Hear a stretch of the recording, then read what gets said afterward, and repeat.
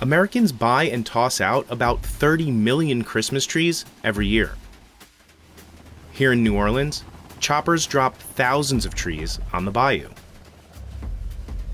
It's an effort to rebuild the city's shrinking coastline and help protect it from floods. But how well does it work? We went to Louisiana to see how a wildlife refuge prepares for natural disasters using worldwide waste. Most natural Christmas trees in the US come from farms. Because these farms absorb carbon, real Christmas trees probably have a smaller environmental footprint than fake ones. But it depends what happens to them after the holidays. If biodegradable trees end up in landfills, they'll release greenhouse gases as they break down. Several cities mulch their trees instead of throwing them out, but no one really knows how many end up in the dump. The city of New Orleans sends Christmas trees back to nature. Bayou Sauvage, a massive wildlife refuge, has been using them to rebuild the coastline for more than 2 decades. We're kind of the biggest landowner out here. We're over 25,000 acres. Maintaining natural areas around New Orleans is so important because much of the city is sinking. It was built above sea level, but today, about half of it is below. Shelley says the neighborhoods closest to the refuge get the most protection. During Hurricane Katrina, the refuge actually did its job. It absorbed a lot of the water that came when one of the levees broke. But storms can take a big bite out of the city's natural buffer. After Katrina, the city lost over 150 square miles of wetlands.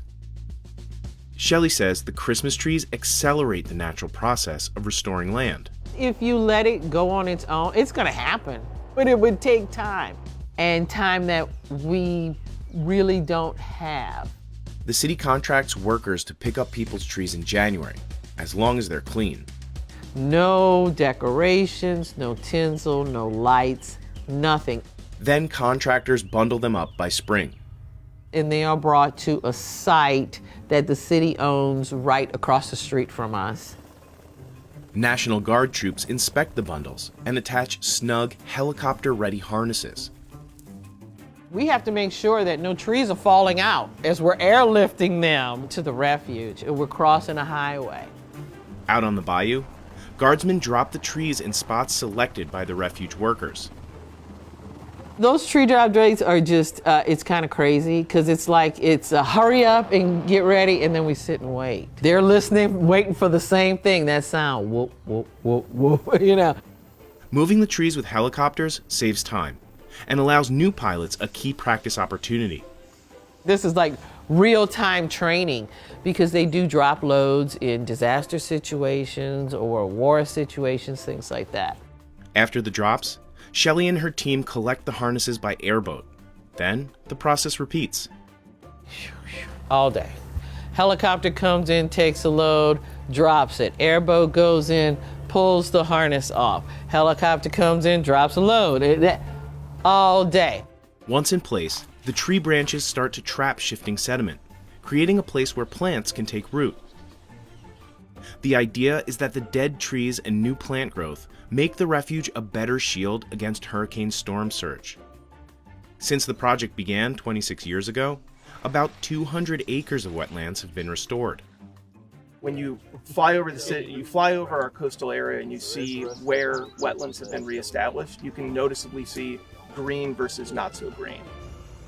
But that's just a small fraction of the thousands of acres of land Bayou Sauvage has lost over the past 80 years.